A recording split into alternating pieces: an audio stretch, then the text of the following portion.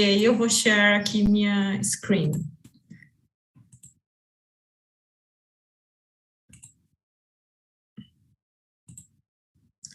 Tudo certo, gente? Dá para ver? Tudo ok. Tá, peraí, deixa eu só pegar a ponteira. Bom, então, agradeço o convite, acho que essas iniciativas são muito importantes, né, na discussão, na educação continuada, no nosso aprendizado. Estou aqui amanhã toda aprendendo muito, e me coube falar do painel imunistoquímico para o diagnóstico dos hemangiosarcomas, né. Hoje à tarde vai ter a palestra do Cadu, que vai falar mais sobre fatores prognósticos, né? O Felipe comentou sobre isso no laudo histopatológico, que é muito importante. Então, acho que a gente, como já foi dito aqui repetidamente, a gente está somando informações para chegar, né, na construção de um diagnóstico e um prognóstico e até busca de fatores preditivos para o animal. Eu gostaria de agradecer também a Vetmol, que me forneceu bastante material que eu vou apresentar para vocês. Então, ao longo dessa manhã, eu acabei acrescentando esse slide, né, que o diagnóstico, não só o diagnóstico, mas todo o caminho de tratamento e o prognóstico, ele é como um quebra-cabeça mesmo. A gente vai somando informações de diferentes exames, a clínica, né, sempre soberana.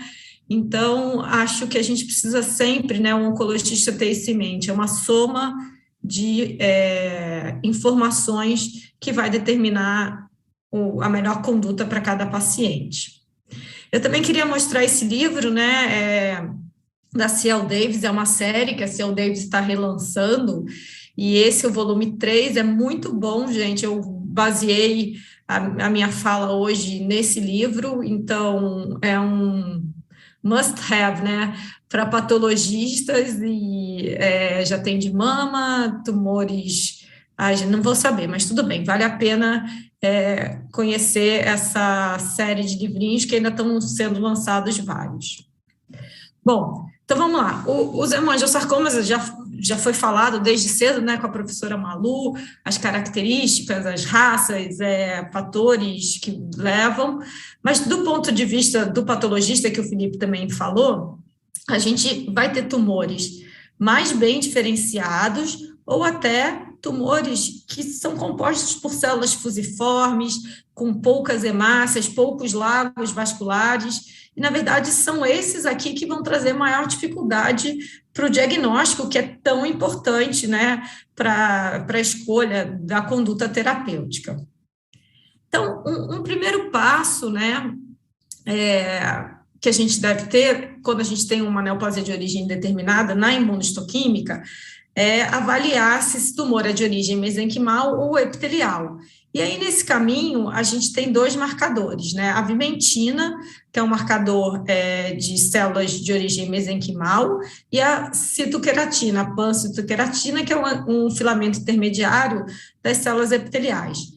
A imunohistoquímica, ela é um teste, como eu falei, que permite que a gente veja a expressão proteica no nosso corte histológico. Então, isso que é muito legal da técnica de imunohistoquímica, porque no mesmo bloco de parafina que foi feito o diagnóstico de hematoxilina e eosina, eu consigo avaliar a expressão de diferentes proteínas que vão me informar a origem desse tumor. Lembrando, né, que quanto mais diferenciado o tumor, as proteínas que ele vai expressar são mais parecidas com a origem dele. Quanto mais indiferenciado, a morfologia no HE é diferente, ele pode manter a expressão de algumas proteínas ou perder, porque ele é um tumor indiferenciado.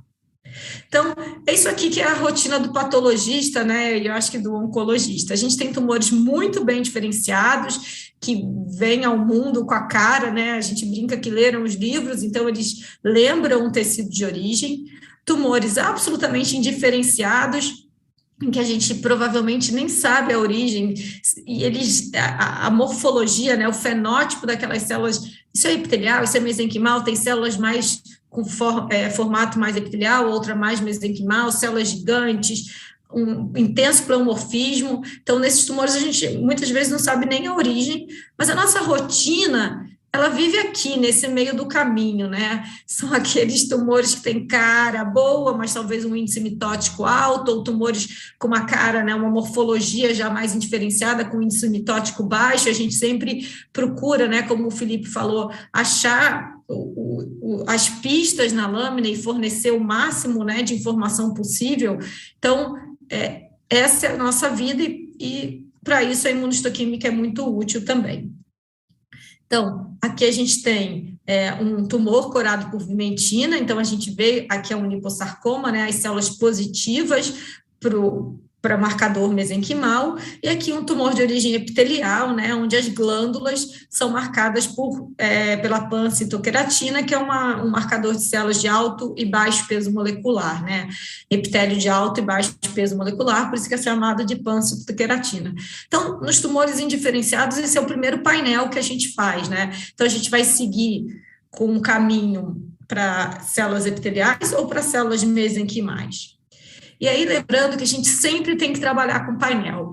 Então, a imunistoquímica não é assim, é um linfoma, ok, eu só vou saber se ele é T, então vou fazer um CD3 e não preciso fazer um painel para B, porque se ele for T, ele não é B. Não, a gente precisa trabalhar com painel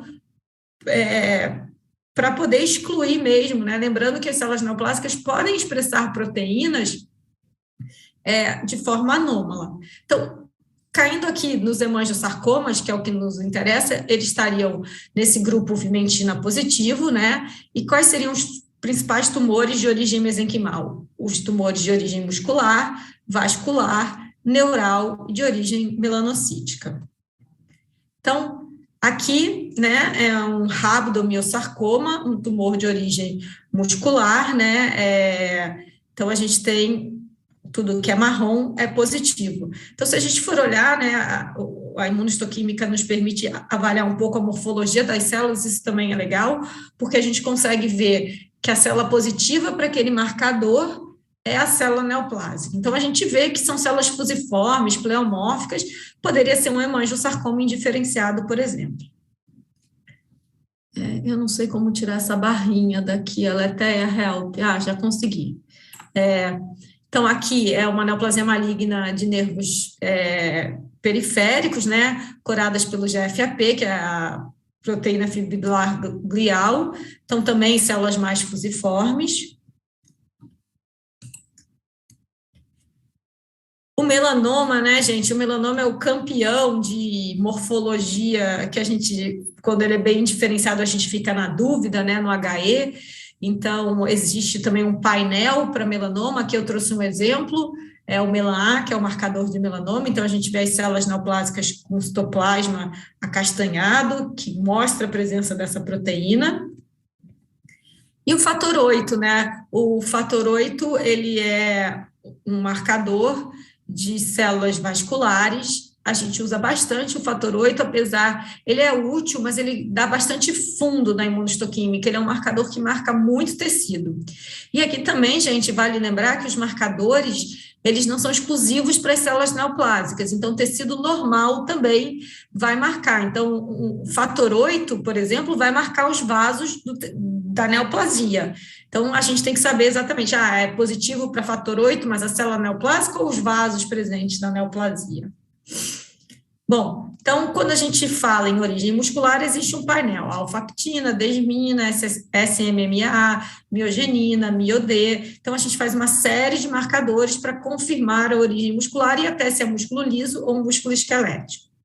Origem neural também tem um painel, NSE, SOX10, CD56, CD57, GFAP. Origem melanocítica, então vejam, o SOX10 se repete, então existem marcadores que são comuns a mais de um painel, mas aqui eu posso destacar o melan-A e o PNL2 como bons marcadores de células de origem melanocítica. E os de origem vascular, né, o fator 8 é um bom marcador, mas como eu falei para vocês, nenhum desses marcadores é específico para células neoplásicas, E o fator 8 ele dá muito fundo, então ele não é um marcador tão bom, principalmente com aquilo que o Felipe falou, quando a gente tem áreas de muita hemorragia e necrose, na imunistoquímica vai ter fundo, porque acaba que o cromógeno cora essas áreas, né, de hemorragia e necrose, então pode confundir aí a leitura da lâmina. O que está indicado, então, no livro da Ciel Davis, e é o que a gente faz no painel diagnóstico, é o fator 8, o CD31 e o ERG. E aí eu vou apresentar um pouco para vocês sobre esses marcadores. Então, o CD31 é uma molécula de adesão de célula endotelial e plaqueta, é uma glicoproteína de transmembrana, e a gente vê aqui nessa imagem, então, que é um hemangiosarcoma, as células positivas para CD31, né, na membrana das células. Se vocês observarem cuidadosamente, tem células que não expressam, e isso é comum, né? Um percentual de células do tumor podem expressar um marcador e um percentual não, né? Então, a gente tem que estar atento a que células estão expressando esses marcadores.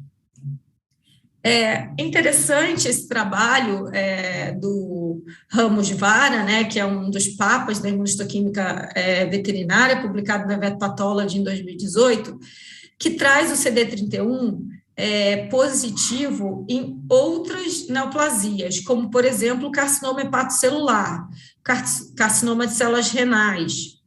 Então, gente, o que eu quis mostrar aqui nessa tabela? Que os marcadores, eles não são específicos para as neoplasias. Ok, 6 dos 6 hemangiosarcomas marcaram para CD31, mas 3 plasmocitomas marcaram. Alguns carcinomas, 18 de 20 carcinomas também marcaram. Então, por isso, de novo, gente, a importância do painel. Se vocês saírem daqui entendendo bem a importância de um painel imunistoquímico, né? Porque se a gente só fizesse o CD31 e não avaliasse também, lógico, a morfologia, a gente poderia dar um diagnóstico errado. O ERG é um marcador relativamente novo, a gente escuta muito menos falar sobre o ERG, né? Ele é um fator de transcrição expresso nas células endoteliais, é um oncogene, ele está expresso em células endoteliais porque ele regula a angiogênese e a apoptose, ele está expresso em células endoteliais de hemangiomas e linfangiomas, ou seja, neoplasias benignas também. E também, muito interessante, 50% dos carcinomas prostáticos são positivos para o ERG. Essa é uma informação de patologia humana. A gente está começando a trabalhar com ERG em carcinoma prostático canino também, para ver se isso acontece. Eu ainda não tenho essa informação para passar para vocês. E aqui é um artigo recente do ERG para tumores de origem endotelial e carcinoma prostático, isso em humano, tá?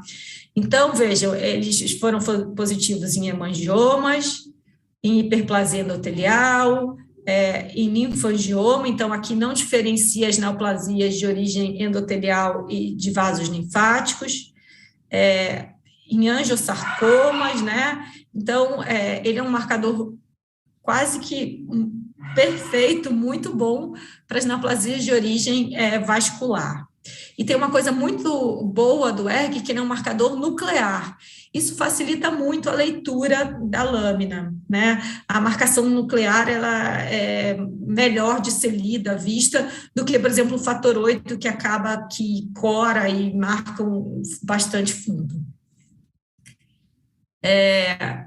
Esse artigo sobre alguns marcadores de células hematopoéticas endoteliais em hemangiosarcoma canino, ele é recente, né, de 2020, e eu coloquei ele aqui para chamar a atenção de um fator muito importante. Quando a gente faz imunistoquímica em amostras, né, dos nossos pacientes de caninos, felinos, dos animais, né, a gente tem que mandar para laboratórios veterinários. Por quê? Nem sempre o que funciona num laboratório humano vai funcionar para o tecido animal.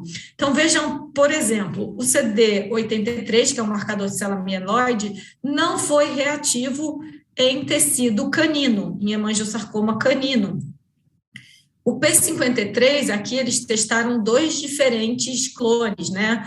Um anticorpo monoclonal e um anticorpo policlonal, sendo que não teve sucesso. O mesmo para os outros marcadores, né, de origem, aqui, ó, de origem de célula-tronco hematopoética e linhagem mieloide, CD14. Então, o CD133, que é usado em medicina humana, não marca tecido canino.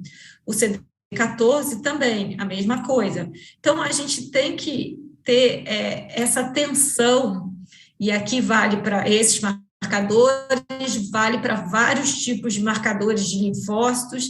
Então, a gente tem que prestar muita atenção aonde a gente está mandando. O positivo confirma, o negativo não exclui quando a gente não tem um controle positivo da espécie que a gente está trabalhando.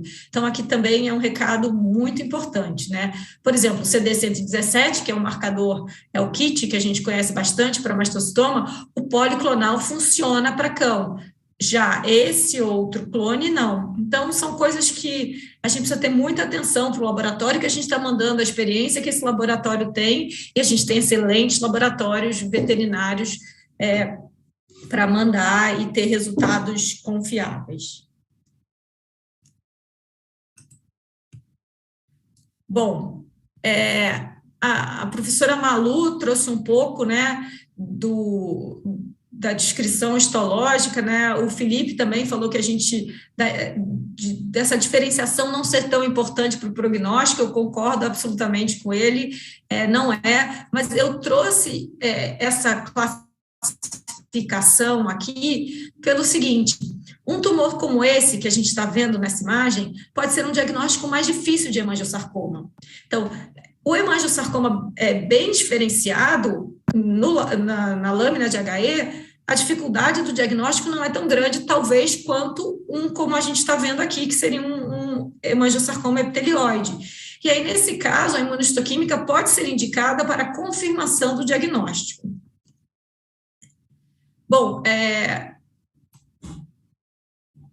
a diferenciação entre tumores benignos e malignos, né, o hemangioma e o hemangiosarcoma, na imunistoquímica, ela pode ser difícil, e isso também na histologia. A gente tem hemangiosarcomas muito bem diferenciados, como qualquer tumor que é muito bem diferenciado, a vida do patologista é aquela dos anjinhos com um rabinho de demônio e chifrinho. Então, às vezes, a gente olha um tumor que tem uma morfologia bem diferenciada, baixo índice mitótico, por exemplo, mas ele já invade, né? Ele já tem uma contagem de mitose alta. Então, realmente, gente, esse quebra-cabeça para qualquer neoplasia, né? Então, os aspectos morfológicos também somam muito para a gente diferenciar entre um tumor benigno e maligno. Então, o Felipe, maravilhosamente, né, como sempre, mostrou o laudo, as informações que tem que ter, e aí eu acho que os patologistas aqui presentes vão concordar, cobrem dos seus patologistas. O laudo tem que ter índice mitótico, o laudo tem que ter informações, infiltra, não infiltra, como são esses canais, como diferenciado ou indiferenciado esse tumor, área de necrose, apesar de ser difícil, né, teve até uma pergunta, os tumores muito grandes, como a gente deve coletar, né? O patologista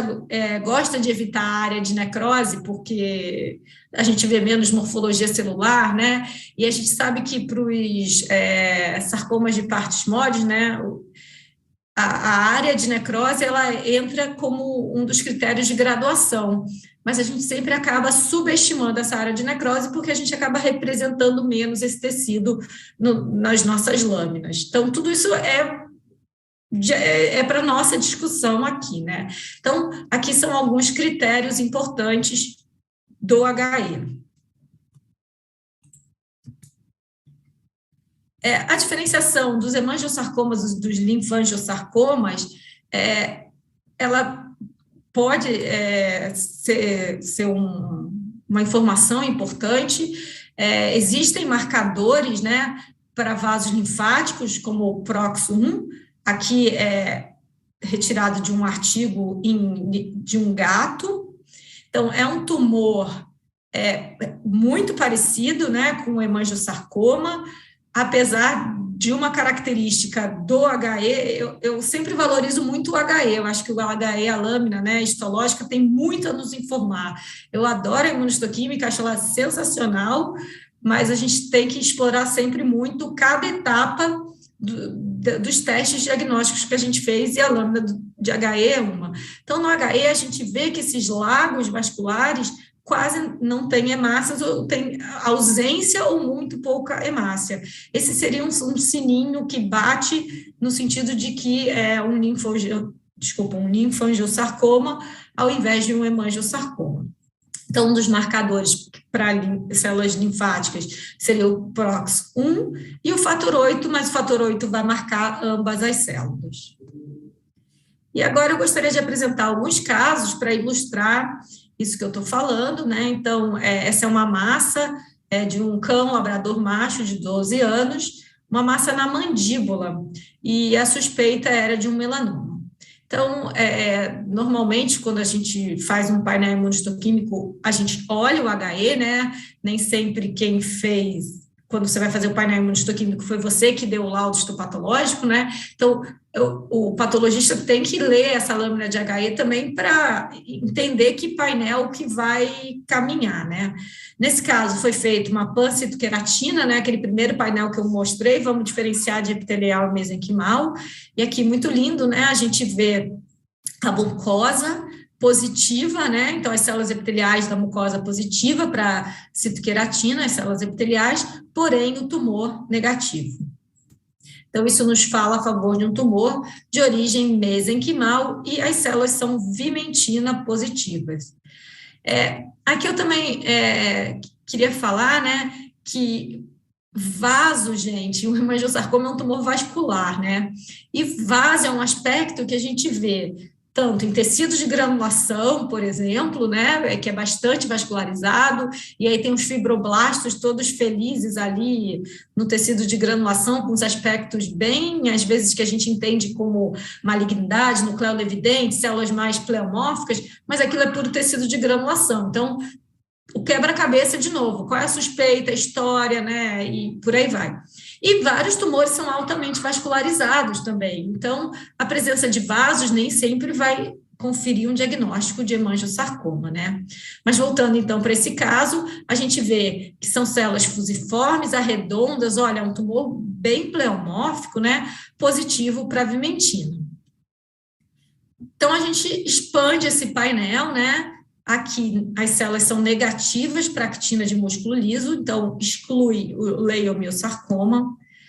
Negativas para desmina, exclui os tumores musculares estriados, rápido. Negativo para melan-A e SOX10 também, PNL2, desculpa, também negativo para melanoma, negativo para SOX10 e melan-A. Negativo para CD18, também exclui os sarcomas histiocíticos, né? A gente pode ter células positivas, mas são células inflamatórias. Reparem que as células neoplásicas são negativas. As células foram positivas para fator 8, e reparem o que eu falei aqui do fundo, né? O fator 8 acaba dando bastante fundo. Então, já caminhando para um diagnóstico favorável, né, de tumor de origem vascular, positiva para CD31 e positiva para ERG, né? A avaliação do ERG ela é muito mais fácil, então, células positivas no núcleo. E, de novo, nem todas as células vão ser positivas para esses marcadores, por isso a importância do painel. Então, como num diagnóstico, né, para determinar o prognóstico e a conduta terapêutica do paciente é uma soma de fatores, é a mesma coisa no diagnóstico imunistoquímico. Um outro caso é um canino golden fêmea de 2 anos que tinha uma massa no fígado, suspeita de neoplasia maligna indiferenciada, como principal diagnóstico, hemangiosarcoma e carcinoma hepatocelular. Vejam, essa é a dificuldade, né? A gente olha, né, o corte, né, que é uma das fotos da lâmina. Óbvio que o que eu estou mostrando para vocês é uma imagem, a lâmina ela é muito mais, quando a gente vê um corte inteiro, ele é muito mais diferente as áreas, né? Então a gente sempre escolhe uma melhor área para mostrar, mas a gente vê células fusiformes, um intenso pleomorfismo, lembrando que alguns carcinomas podem ter esse aspecto mais fusiforme, podem expressar vimentina, exatamente pelo processo de transição epitelial mesenquimal. Então, soma de marcadores, essa é a mensagem. Esse tumor foi positivo para vimentina nas células neoplásicas. Foi feito o antígeno específico de hepatócito, onde a gente vê os hepatócitos positivos, mas o tumor negativo. Então, a gente tem o tumor infiltrando o tecido normal hepático. GFAP negativo, origem neural, né, excluída. KIT negativo. O KIT pode ser positivo nos hemangiosarcomas, mas não como a origem embriológica, né, ele pode ser até feito como fator preditivo, como o VEGF-R. Desmina negativo, exclui músculo. GFAP negativo. Fator 8 positivo, mas essa marcação aí mais suja de novo. CD31 pouco negativo, mas a gente vê algumas células positivas, aqui é um vaso normal positivo, e algumas células neoplásicas positivas. E o ERG lindo nessa amostra, então, é compatível com hemangiosarcoma. Então, o ERG é um marcador bastante importante no painel. Um próximo caso é um canino maremano, fêmea de 9 anos, uma massa em canal vaginal com suspeita de tumor de células redondas, né? A gente vê esses pequenos vasos, gente, que podem ser da própria neoplasia. Células absolutamente pleomórficas, né? Núcleo grande, núcleo evidente, e esses vasos podem não fazer parte do tumor, até porque são vasos muito pequenos. Eles nutrem o tumor, mas eles não são, ou podem não ser o tumor. E a gente vê que as células são fator 8 positivo, falando, então, a favor de tumor de origem vascular, CD31 positivo, né, as membranas celulares positivas, e o ERG de novo. Então, na minha opinião, o ERG tem sido um excelente marcador de neoplasias vasculares, dos hemangiosarcomas. Esse também é um caso muito bonito, é um canino, Dachshund, macho de 12 anos, com uma lesão distal em rádio e suspeita de neoplasia maligna indiferenciada, né? Então, aqui a gente vê o osso e aqui a gente vê uma massa altamente vascularizada, né? Lagos cheios de hemácia. Mais de perto, para a gente ver a característica, né, no HE dessas células fusiformes, pleomórficas, que não exclui uma neoplasia de origem vascular. Então, essas células são fator 8 positivo, CD31 positivo e ERG também positivo. Então, esse era um hemangiosarcoma em osso. Era isso que eu tinha para mostrar para vocês. Espera aí. Eu parei de compartilhar minha tela, gente? Já sim. Legal. Eu quis trazer mais casos e estou aqui aberta, né, para conversa, que eu acho que o rico é sempre, né, amanhã a gente tem as mesas redondas, né, e vai ser muito legal. E também queria dizer que eu estou morrendo de saudade de ver todo mundo presencialmente.